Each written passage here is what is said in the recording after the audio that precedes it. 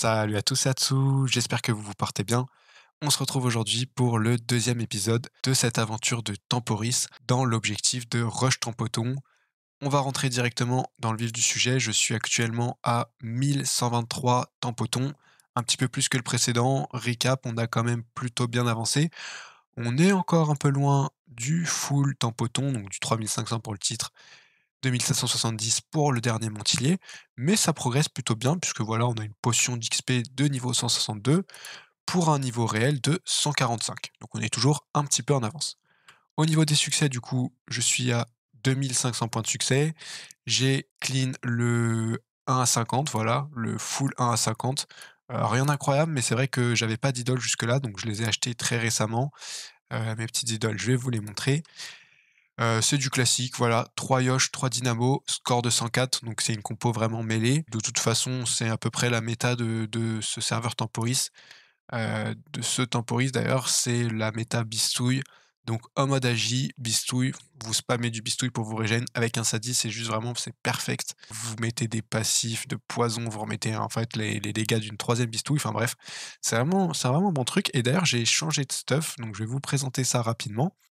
Puisque pendant la précédente vidéo, je venais à peine d'acheter mon stuff Blob Coco. Là, on est passé quand même sur quelque chose de plus solide.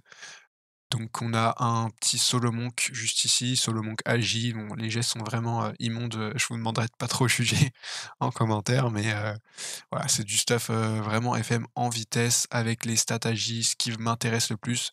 Le seul reproche que je pourrais faire au stuff, c'est la sagesse, mais à part ça, voilà, le reste, j'ai vraiment ce qu'il me faut en nécessaire sur ces items et c'est le plus important. On a un petit Geno PAPM, donc qui est passé en 30 runes, donc ça c'est vraiment sympa. Par contre, le bouclier d'As, ça c'est une purge. J'ai mis 380 runes, donc orbe plus runes, pour passer ce bouclier. Donc je peux vous dire que c'était pas une partie de plaisir. Même si voilà, même si c'est de la FM à l'orbe, ça reste quand même assez relou de cliquer. L'arc en racine d'arachnide, franchement, si vous avez les kamas, ce qui est pas mon cas, mais vous pouvez mettre des dagues du Dragueuf, c'est vachement plus optimisé. Là, c'est pas fou parce que vous perdez du tag de la fuite, vous avez pas de stats, vous avez pas de dommages, pas de critique. Donc vraiment pas fou si vous pouvez mettre des dagues du Dragueuf. Voilà, ensuite on a Camp du Capitaine Écarlate et pour finir une amulette du Dragueuf. Tout ça, ça nous donne un petit total de 850 d'agi. D'ailleurs, j'ai 15 stats à répartir.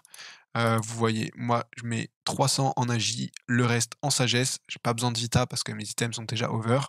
Après, j'aurais pu FM un petit peu mieux mes items en sagesse, ça m'aurait évité d'investir dedans.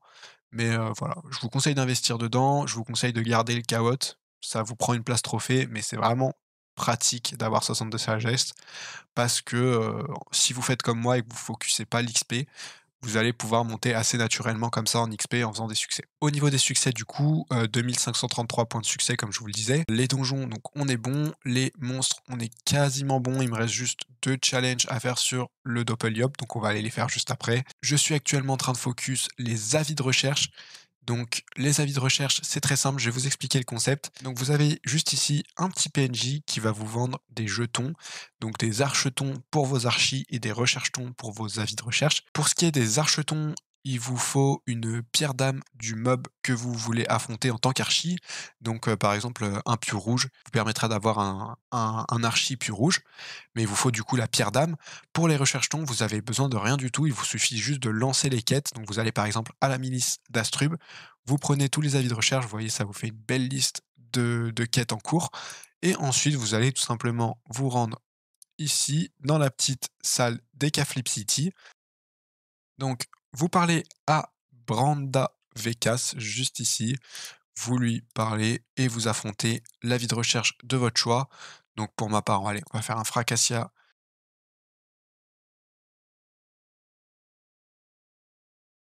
Voilà, donc une fois que le combat est terminé, n'oubliez pas de ramener votre avis de recherche directement à la milice appropriée. Donc là, pour moi, c'est la milice d'Astrub. En plus de ça, vous allez récupérer des doplons qui vont vous permettre de vous acheter des petits parchemins, par exemple des parchemins de sagesse. Au niveau du farming des compagnons, donc cette fois-ci, on est sur les succès compagnons, juste ici. Donc les compagnons, je vous le rappelle, il faut faire 15 challenges avec les compagnons contre des groupes de monstres supérieurs aux siens.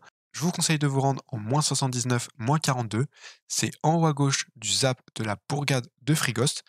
Vous rentrez dans cette petite maison. puis vous cliquez ici et vous allez accéder à la cave dans laquelle vous avez un groupe de rats bougris délavés. Ce que je vous conseille de faire si vous le pouvez, c'est de farmer avec un pote. Vous faites du double compagnon parce qu'il faut savoir, un petit truc qui est sympathique à savoir, c'est que vous n'êtes pas obligé d'être le propriétaire du compagnon quand vous voulez faire vos 15 tchals. C'est-à-dire que si vous faites par exemple 15 tchals avec un compagnon et que votre pote met un autre compagnon, vous allez pouvoir valider double succès d'un coup. Donc vraiment bénef, voilà, vous vous organisez en plus pour qui achète quel compagnon, parce qu'en plus de ça, les compagnons sont liés au compte.